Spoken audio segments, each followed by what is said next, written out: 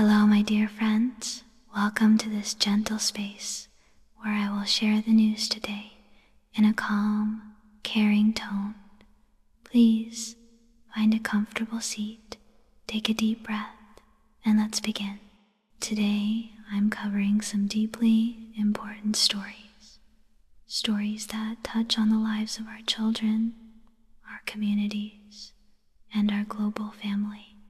I invite you to listen closely as I unravel these issues with both honesty and compassion. Let's start with news that affects our children and the future of our communities.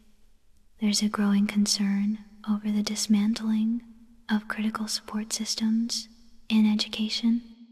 Recently, alarming moves have been made to slash funding and cut essential services that keep our schools and communities strong.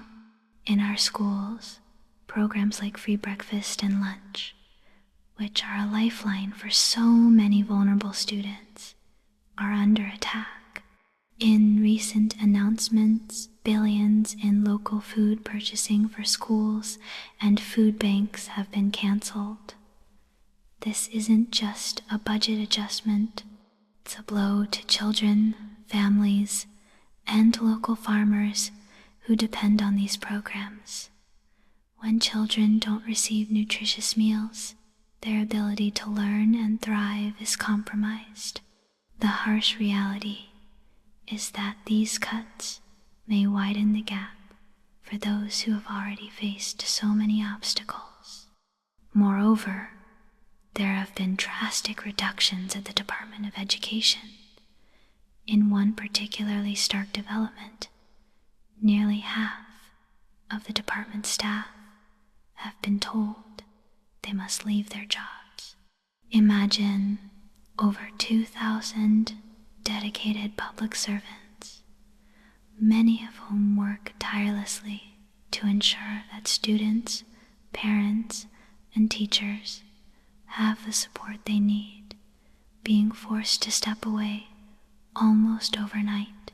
This is not simply a bureaucratic adjustment. It is a deliberate move that could dismantle decades of progress toward equal opportunity.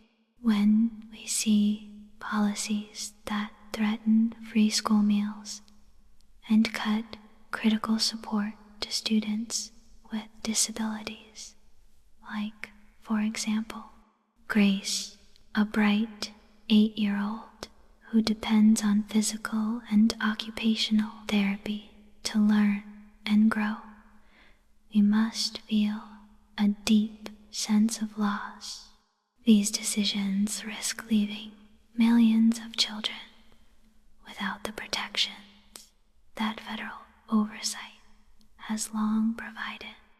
As we gently reflect on these unsettling changes, let's transition now to our global stage, where the echoes of conflict remind us how fragile peace can be. The situation in Ukraine continues to be a major concern.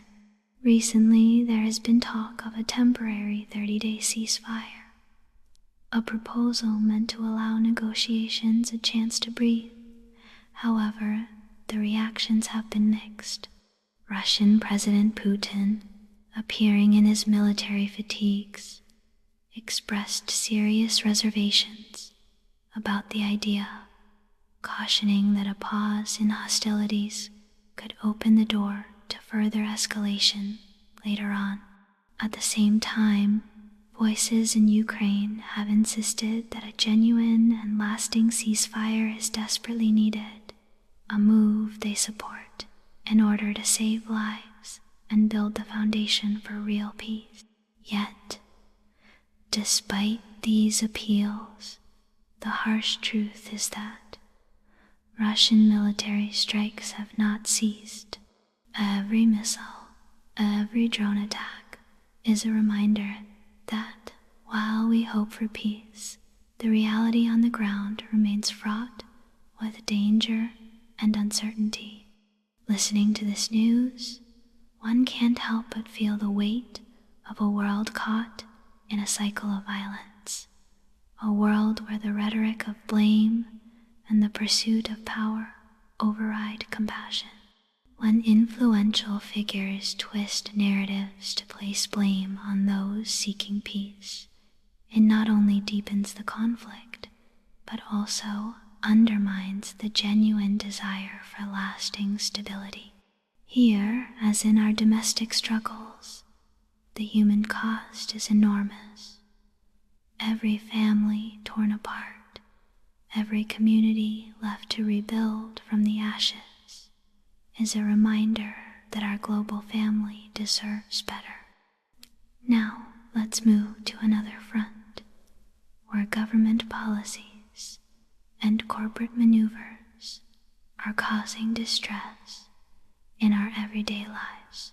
There's an ongoing effort by some in power to reshape our government agencies in ways that seem less about serving the people and more about cutting corners and consolidating power.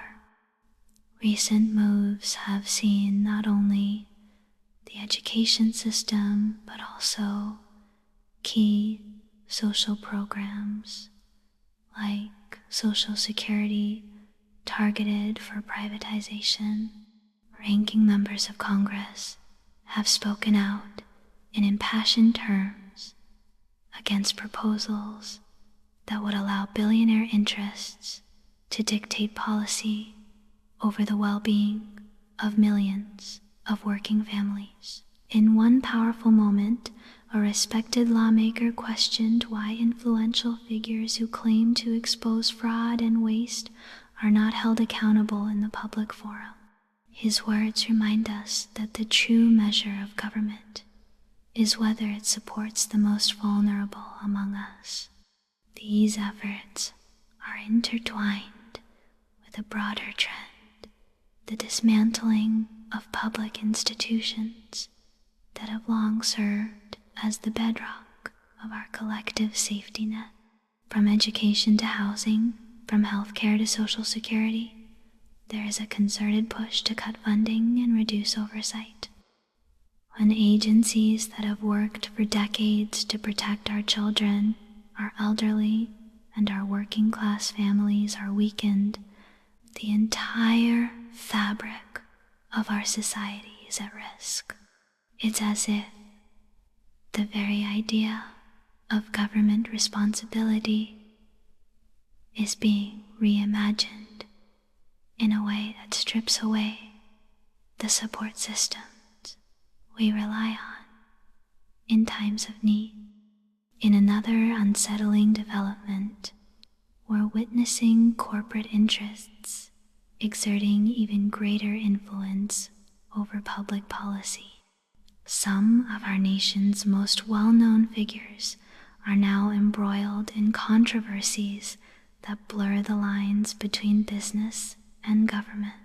For instance, recent events have seen headlines describing scenes where the White House driveway was transformed into a Tesla showroom. There, in a scene reminiscent of a surreal infomercial, high-level officials appeared to endorse products while also facing the fallout of a crumbling business empire. It's a stark image, a reminder that when profit is placed above public service, the people inevitably pay the price. And as the stock prices tumble and key industries falter, the disconnect between the promises of prosperity and the realities on the ground becomes painfully clear. Now, let's shift our focus briefly to another controversial story. The Trump administration recently deported hundreds of immigrants to El Salvador, even as a federal judge temporarily halted such removals under an 18th century wartime law.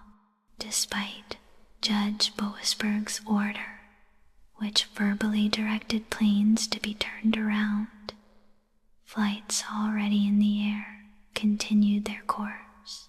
President Trump defended the action, as necessary in a time of war, while critics, including progressive voices, argue that invoking this archaic law strips away basic rights and due process.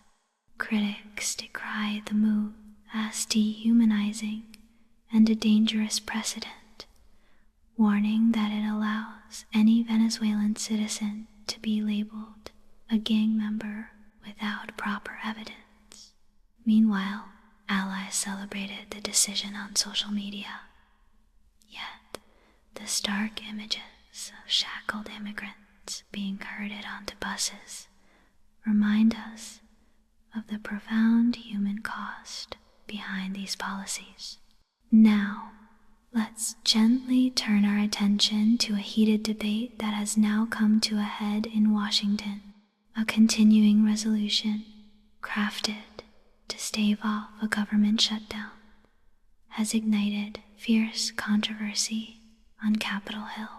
Senate Minority Leader Chuck Schumer ultimately cast his decisive vote in favor of this partisan Republican funding bill, a measure now signed into law by President Trump. Yet, even as the resolution will keep the government open for 6 more months, many progressive voices are sounding the alarm. Congresswoman Alexandria Ocasio-Cortez, among others, has condemned the move as a huge slap in the face to those who have risked everything for the American people. There is a profound sense of betrayal, as critics argue, that the bill strips away essential congressional oversight and paves the way for further cuts that favor the agendas of Donald Trump and Elon Musk. The debate deepened as colleagues such as Senator Tina Smith and Representative Pramila Jayapal expressed unwavering opposition. They warned that the bill would slash funding for critical programs, from disaster relief and community initiatives to vital research at the National Institutes of Health, supporting patients with conditions like fetal alcohol syndrome, epilepsy, and Alzheimer's. Other lawmakers, including Representative Bonnie Watson-Coleman and Senator Adam Schiff, echoed these concerns, cautioning that this measure effectively transforms our federal government into a tool for an unprecedented power grab. Even as Schumer argued that averting a shutdown was the lesser of two evils, maintaining that a shutdown would grant Trump and his allies unchecked authority, the fallout was swift. In the wake of mounting protests and security threats, Schumer postponed his scheduled book tour, a stark symbol of the turbulent emotions stirred by this decision.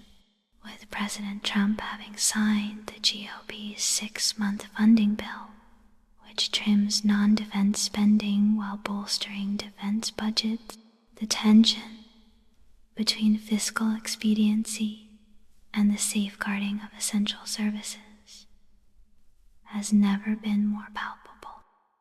Turning our attention to Social Security, a program that has long provided a vital safety net for seniors and vulnerable populations, there are troubling moves to revert policies that protect beneficiaries from harsh financial recoupment measures.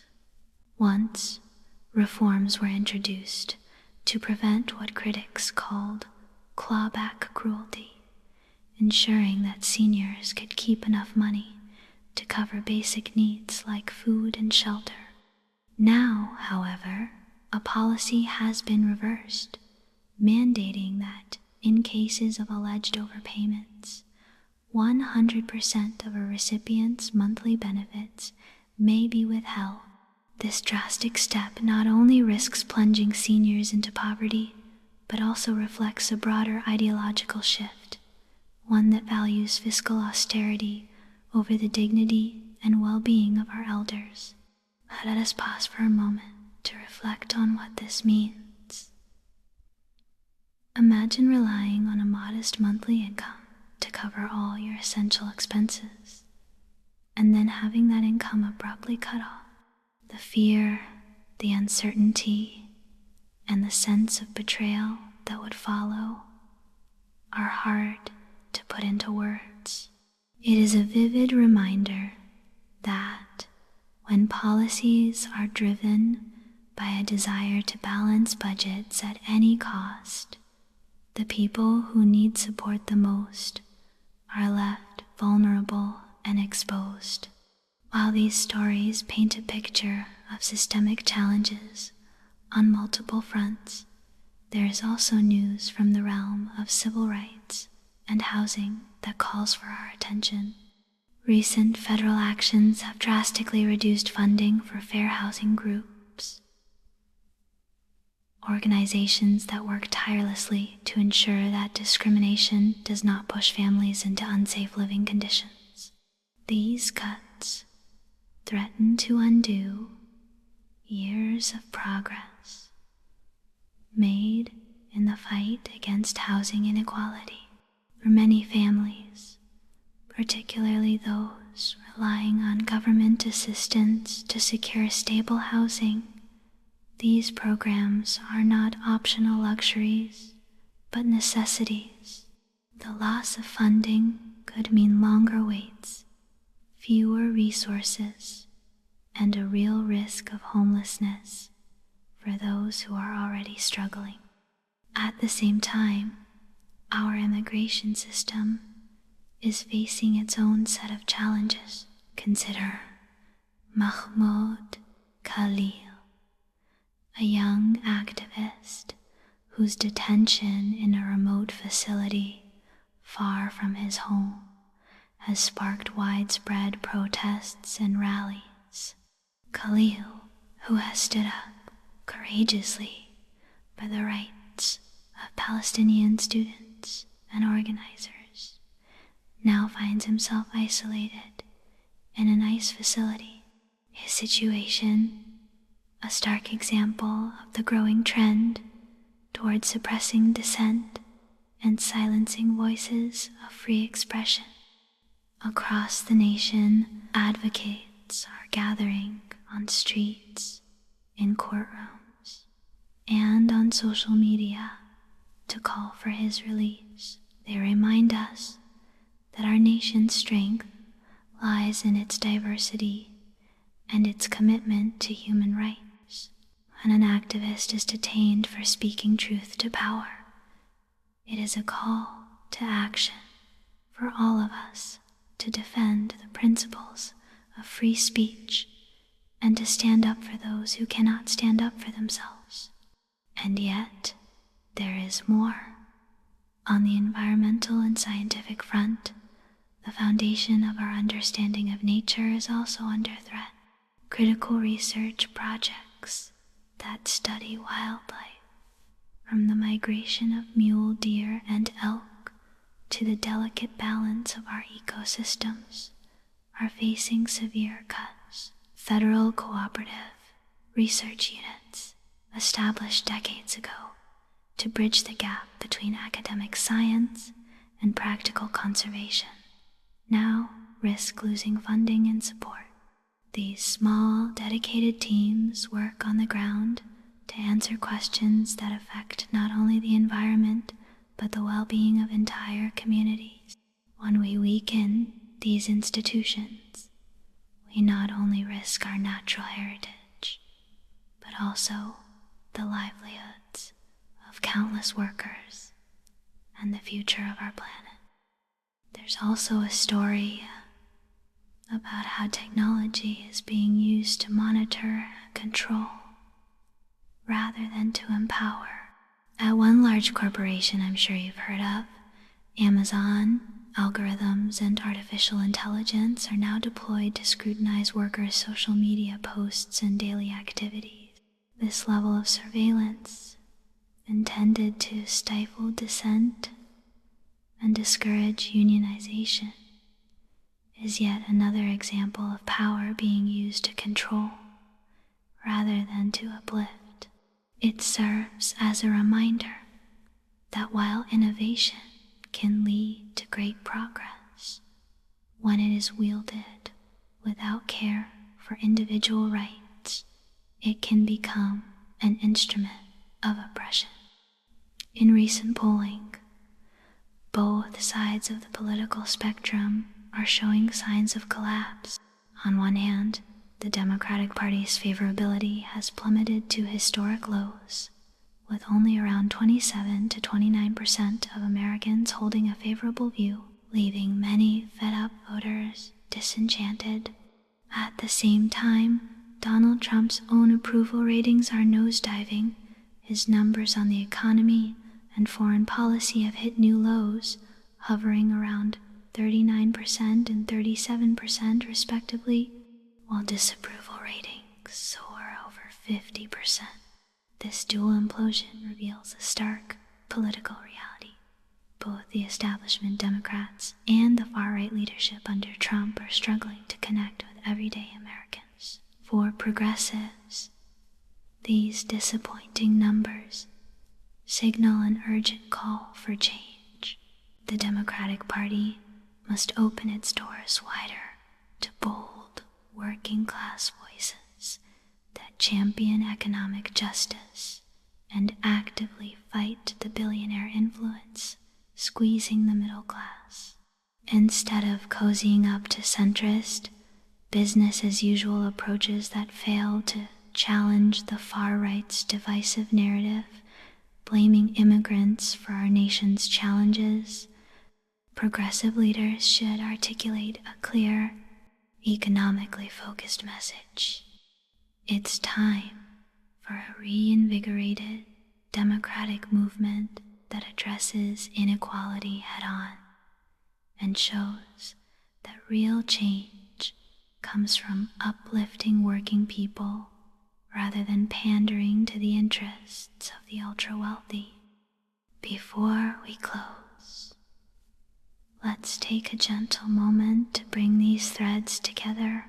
Today's news touches on education, international conflict, government overreach, corporate greed, and the rights of our most vulnerable citizens.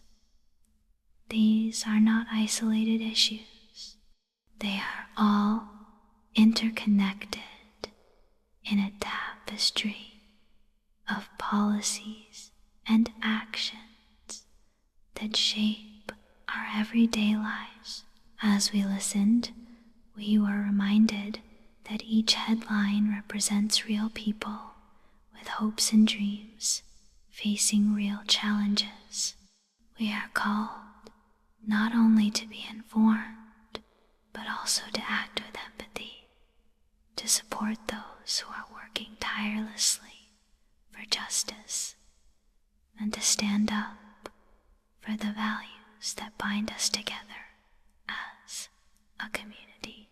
In these troubled times, it can be overwhelming to hear about such stark realities. But remember, even in the midst of adversity, there is strength in our collective voice. Our shared compassion and determination can help steer us toward a future where every child is nourished, every family is protected, and every human being is valued. Let's continue to spread awareness, to support grassroots efforts, and to work together for a more just, equitable, and peaceful world. Thank you for taking this time to listen so intently. I hope you find solace in knowing that even as we confront these difficult truths, we are all part of a community that cares deeply and is committed to change. Stay relaxed, but stay informed, and let your heart remain open to the possibility of a better tomorrow. Until next time, take a deep, comforting breath, and remember, our strength lies in our unity and our shared commitment to fairness and compassion. Stay safe, stay hopeful, and know that you are never alone. Be well, everyone. Goodbye for now.